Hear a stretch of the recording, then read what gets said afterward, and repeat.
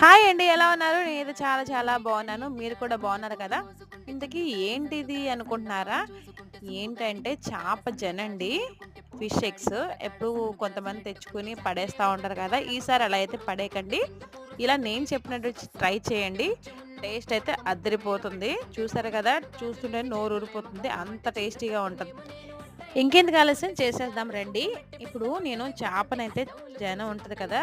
అది చక్కగా కడిగేసి పెట్టుకొని, తర్వాత ఒక బాండీలో ఆయిలేసుకొని, కొంచెం అల్లం వెల్లుల్లి పేస్ట్ ఏసుకోండి. అల్లం వెల్లుల్లి పేస్ట్ ఏసుకున్న తర్వాత, అది కొంచెం వేగిన తర్వాత ఈ ఉంటది కదా! అది వేసేయండి. వేసి ఉప్పు, పసుపు వేసి వేయించండి. దోరగా వేయించండి.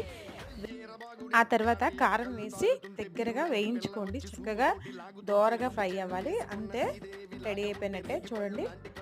చాలా అంటే చాలా టేస్టీగా ఉంటది. మీకు కూడా నచ్చితే ట్రై చేయండి.